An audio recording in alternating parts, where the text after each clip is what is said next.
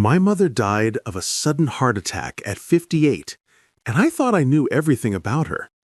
She was Donna Clark, an executive assistant who lived quietly in a small house, reading novels every evening and asking about my life over Sunday dinners. Then came the will reading, and the lawyer handed me a sealed envelope containing an old photograph and an old key. "Before you can access your inheritance," the will stated, "you must find the man in this photograph and give him this key." The man was a stranger, and I had no idea I was about to discover my mother had lived an entire secret life I never knew existed. Before we dive in, have you ever discovered something surprising about a parent or loved one after they were gone? Drop your answer in the comments below. And if you love stories about hidden identities, unexpected legacies, and the complexity of the people we think we know, please subscribe so you don't miss our next one. Now, let me take you back to the day I learned my mother wasn't who I thought she was. My mother died on a Tuesday in October. Donna Clark was 58 years old, and she'd been complaining of heartburn for a few days. Nothing that seemed serious, nothing that made either of us worry. She'd gone to bed early that Monday night, and when I called her Tuesday morning for our usual check-in, she didn't answer. I'd driven to her house, a small, tidy bungalow where she'd lived alone since I'd moved out at 22. I'd found her in her bed, looking peaceful, already gone. The paramedics told me it had been a massive heart attack, probably in her sleep. She hadn't suffered. That was supposed to be a comfort, but it wasn't. She was 58. She should have had decades left. And now she was just gone. So at 31 years old, I became an orphan. My father had left when I was 2. I had no memories of him, no relationship, just a name on a birth certificate, and some child support payments. That had stopped when I turned 18. It had always been just my mom and me, and now it was just me. The funeral was small. My mother had been a private person with few close friends. Her co-workers from the law firm where she'd worked as an executive assistant for 25 years came. A few neighbors, my girlfriend Melanie. That was it. Everyone said the same things. She was so kind, so quiet. She kept to herself, but she was always pleasant. It was a eulogy of pleasantness, of a woman who'd lived quietly and left no particular mark on the world beyond being a good employee and a loving mother. I'd thought I knew everything about my mother. She'd worked the same job my entire life. She'd lived in the same modest house. She'd spent her evenings reading, always reading, her house filled with books, her Kindle constantly loaded with new novels. She'd asked about my work as a software developer, attended my college graduation, met Melanie, and genuinely liked her. She'd been steady, reliable, unremarkable in the way that good, quiet people often are. A week after the funeral, I met with her lawyer to handle the estate. I expected it to be straightforward. She had the house, probably some savings, maybe a small life insurance policy. Nothing complicated. Robert Park, her lawyer, was a man in his 60s who had handled her will and basic legal matters for years. He greeted me with professional sympathy and pulled out a folder. "Your mother's estate is relatively simple in structure, but there's an unusual condition attached to the primary inheritance." "What kind of condition?" He pulled out a sealed envelope, thick, cream-colored paper with my name written in my mother's neat handwriting. She left specific instructions. "I'm to give you this envelope. Inside are a photograph and a key. You're to find the man in the photograph and deliver the key to him. Only after you've completed this task can the full inheritance be distributed." I stared at him. That's bizarre. Why would she do that? I don't know. She set this up 5 years ago and updated it annually to ensure the instructions remained current. She was very clear that this task must be completed before you could access the primary inheritance. And if I don't complete it? The estate remains in trust. The house and her savings, about $75,000, transferred to you immediately. But there's a secondary account and some additional assets that can only be accessed after the task is complete. What kind of assets? I don't know. She didn't disclose that to me. The instructions simply say that once you've delivered the key, I'm to provide you with documents held in a sealed safe deposit box. This was insane. My practical, straightforward mother had created some kind of treasure hunt from beyond the grave? Park handed me the envelope. I'm sorry for your loss, Henry. And I'm sorry this is more complicated than it should be, but your mother was very specific about these instructions. I took the envelope home and opened it with shaking hands. Inside were 2 items: an old key, ornate and old-fashioned, attached to a simple chain, and a photograph. The photo was old, probably from the 1990s based on the quality and the faded colors. It showed my mother, maybe in her mid-30s, younger than I'd ever really known her, since my earliest clear memories were from when I was about 5. She was standing in front of what looked like an antique shop, smiling genuinely, her arm around a man I'd never seen before. The man appeared to be about the same age as my mother, maybe late 30s in the photo. He was tall, thin, with dark hair and glasses, wearing a cardigan that gave him a slightly professorial look. He was smiling too, and there was an ease between them in the photo, the body language of people who were comfortable with each other, familiar. Behind them, partially visible in the shop window, was a sign. I could make out fragments of letters: STRICORNCLOC. Who was this man? Why had my mother never mentioned him, and why was I supposed to find him 20-some years later and give him a key? I called Melanie, who came over immediately. Together, we examined the photo under better light, trying to extract any information we could. "The sign," Melanie said, pointing. "Can you make out what it says?" I looked closer.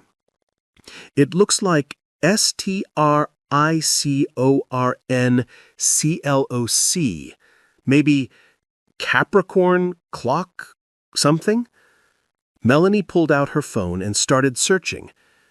"Capricorn Clock Repair," she said after a moment. "There's a shop by that name in Seattle. It's been there for over 40 years. Seattle was about 2 hours from home, close enough for my mother to have visited, though I had no memory of her ever going there during my childhood. "The owner is listed as Stephen Foster," Melanie continued, reading from the shop's minimal website. "No photos, no biography, just an address and phone number. Stephen Foster." The name meant nothing to me. I'd never heard my mother mention anyone by that name. "You should call," Melanie suggested. I tried. The phone rang 6 times before going to a generic voicemail. I left a message. "My name is Henry Clark. I'm trying to reach Stephen Foster regarding Donna Clark. Please call me back." He didn't call back that day or the next. After 3 days of waiting, I decided to just drive to Seattle. I had the photograph, I had the key, and I had nothing but questions. The address led me to an older part of Seattle, a neighborhood of small shops and aging buildings that had somehow avoided gentrification. Capricorn Clock Repair was squeezed between a used bookstore and a shop that sold vintage vinyl records. The shop window was cluttered with antique clocks, grandfather clocks, mantel clocks, cuckoo clocks, pocket watches. A hand-lettered sign in the window said, "Repairs by appointment only." I tried the door. It was locked. I knocked, waited, knocked again. Finally, a voice from inside. "We're closed." "Mr. Foster, I need to talk to you about Donna Clark." A long silence. Then the sound of locks turning. The door opened a crack, and a man peered out, late 50s, thin, with gray hair and glasses. The same man from the photograph, just 25 years older. Donna Clark, he repeated, his voice careful. What about her? She was my mother. She died 2 weeks ago. The man's face went white. He gripped the doorframe, his knees seeming to buckle. Donna is dead? Yes, I'm sorry. I know you were friends. I have a photograph of you together. She left instructions in her will. I'm supposed to give you something. Stephen Foster opened the door fully, his eyes devastated. Come in. The interior of the shop was overwhelming. Clocks everywhere, covering every wall, filling every surface. The ticking was almost deafening, hundreds of mechanisms marking time and slightly different rhythms. The shop smelled of oil and old wood and time itself. Stephen led me to a small back room that served as an office, clearing papers from a chair so I could sit. He sank into the chair behind the desk, looking at me with an expression of profound grief. I should have visited her, he said, more to himself than to me. I should have checked on her, but she was so insistent about the distance, about keeping things separate. Mr. Foster, I don't understand. How did you know my mother? He looked at me with something like surprise. She never told you about me? No, I'd never heard your name until I found your shop. This photograph is the only evidence I have that you even knew each other. I pulled out the photo and placed it on the desk. Stephen picked it up, his hands shaking. This was taken 26 years ago. We'd just celebrated her first novel being published. She was so happy that day. Novel? My mother wasn't a writer. She was an executive assistant. Stephen looked at me with an expression I couldn't read. Henry, your mother was one of the most talented writers of her generation. She just never let anyone know it. I stared at him. What are you talking about? Did she send you here with something? She always said if anything happened to her, there would be a key. Wordlessly, I pulled out the old key and handed it to him. Stephen took it, stood up, and walked back into the main shop. I followed, watching as he approached a massive grandfather clock in the corner, easily 8 feet tall, made of dark wood with intricate carvings, clearly an antique worth far more than anything else in the cluttered shop. He inserted the key into a small lock at the base of the clock that I hadn't even noticed. The lock turned, and a hidden panel swung open, revealing a compartment I never would have known existed. Inside was a leather portfolio, thick with papers, and several other items I couldn't make out from where I stood. Stephen pulled out the portfolio and handed it to me with reverent care. Your mother was M. Hicks. The M. Hicks. And this is her legacy. I opened the portfolio with shaking hands. Inside were manuscripts, printed pages, contracts, letters, and on top a sealed envelope with my name in my mother's handwriting. M. Hicks? I repeated, the name triggering something in my memory. The novelist? The one who wrote The Distance Between Stars and Quiet Revolutions? And 10 others, Stephen confirmed. 12 books over 26 years, all bestsellers, all critically acclaimed, all written by your mother. I sat down heavily on the floor of the clock shop, the portfolio in my lap, my mind unable to process what I was hearing. M. Hicks was famous. Not blockbuster famous, but literary famous. The kind of author who won awards, who was taught in university classes, who was interviewed by NPR and had essays written about the profound themes in their work. And that author was my mother? My mother, who worked as an executive assistant, who lived in a small house in a small town, who spent her evenings reading but never ever talked about writing. I don't understand, I said. Why would she hide this? Stephen sat down on the floor beside me, both of us surrounded by ticking clocks. Because your mother was terrified of being seen. She had severe social anxiety. The idea of fame, of interviews, of people knowing her name and her face, it paralyzed her. He took a breath. We met in college. We were both English majors, both wanted to be writers. After graduation, I opened this shop because I needed reliable income. Writing wasn't paying the bills. Donna got her job as an assistant, but she never stopped writing. When was her first book published? 1999. You were 5 years old. She used a pseudonym and insisted on complete anonymity. No author photos, no interviews, no book tours. Her publisher agreed because the books were so good they'd sell themselves. And they did. Stephen pulled out more papers from the portfolio. Contracts, royalty statements, reviews. Every month, I'd collect her mail from a P.O. box she rented under the pseudonym. We'd meet for lunch, and she'd give me new manuscripts or sign paperwork. I helped her navigate the business side of publishing while maintaining her anonymity. Why didn't she tell me? She wanted to. She almost did, many times. But year after year, the secret got bigger and harder to confess. She worried you'd feel betrayed. She worried that if you knew, others might find out. And most of all, she was ashamed. Ashamed of being a brilliant novelist? Ashamed that she was too scared to claim her own work. Ashamed that she hid behind a pseudonym while other writers stood proudly behind their names.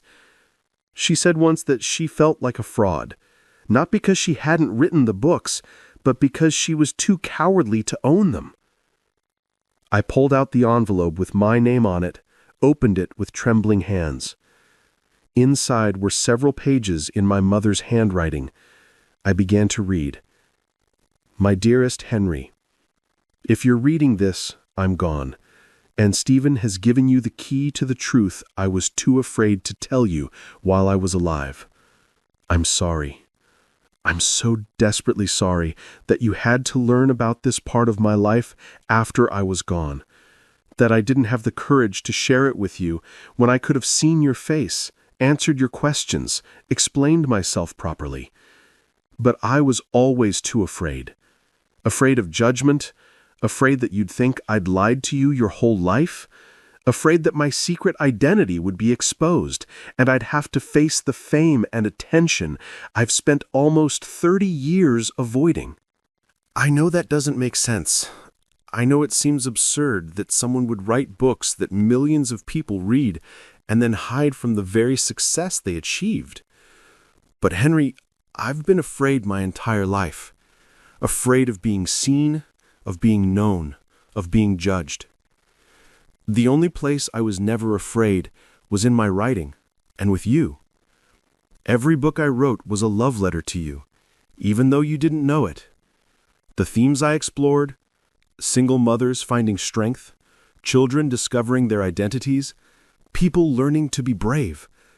They were all inspired by our life together, by the ways you made me want to be better, even though I was too scared to actually be better. The money from the books, and there is money, more than you probably imagine, is yours now.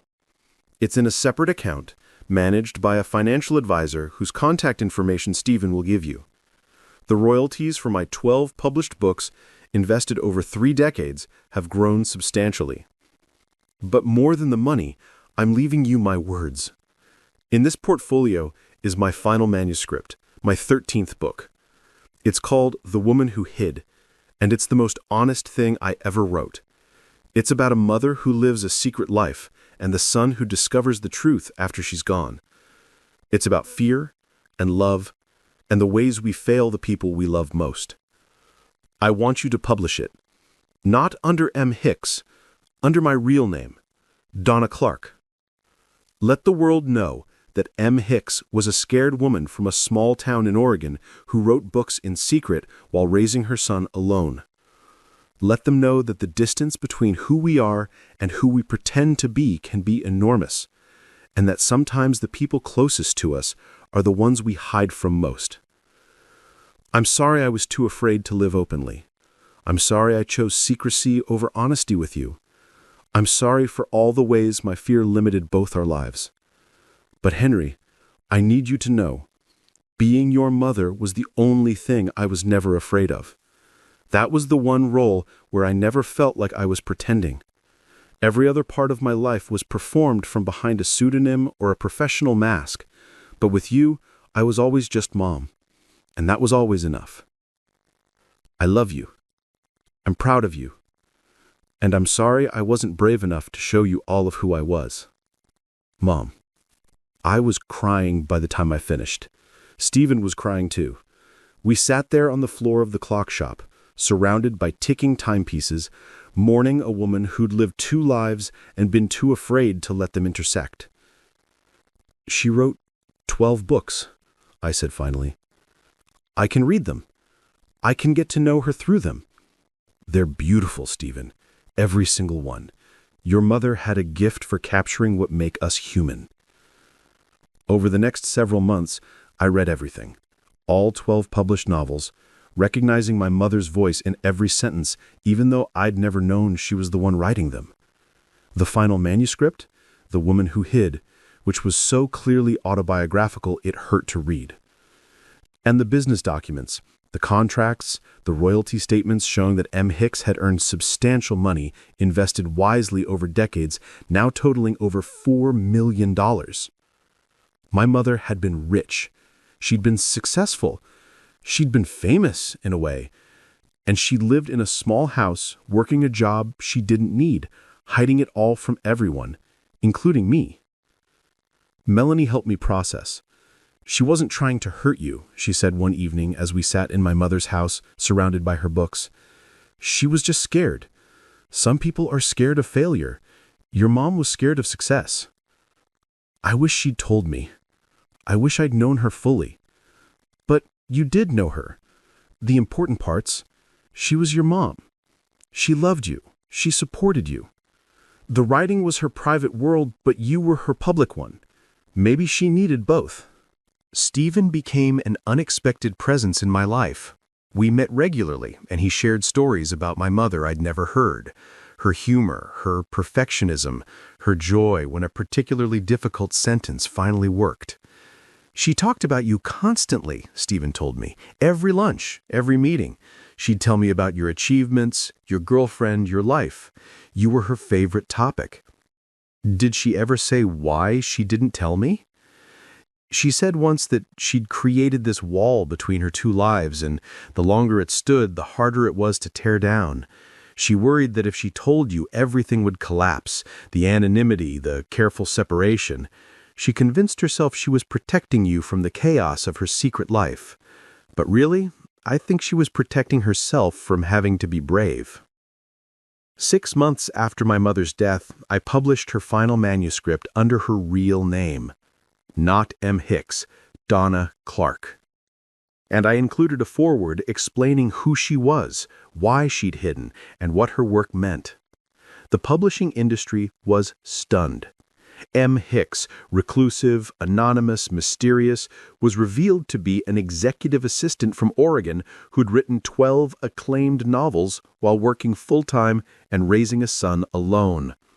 The book became a bestseller immediately, not just because of the reveal, but because it was genuinely brilliant. My mother's best work, the most honest exploration of fear and identity she'd ever written. I did interviews, something my mother never would have done.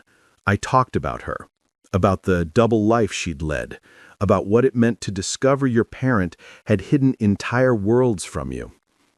"Are you angry?" a journalist asked me during one interview. I thought about it. I was at first. Angry she didn't trust me with the truth. But now I understand. She wasn't hiding from me. She was hiding from herself, from the idea of being seen, being known. And in a way, her secrecy was its own kind of love letter. She protected her private writing world so fiercely because that's where she processed everything she couldn't say out loud, including how much she loved me. The book launch for The Woman Who Hid was held in Seattle at a bookstore near Stephen's shop. Melanie was there, and Stephen, and a room full of people who'd loved M. Hicks's work and were eager to finally put a real name and story to the pseudonym.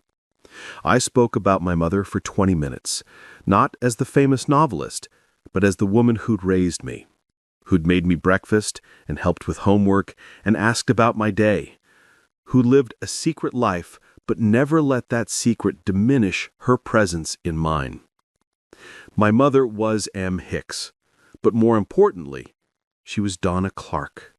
She wasn't perfect.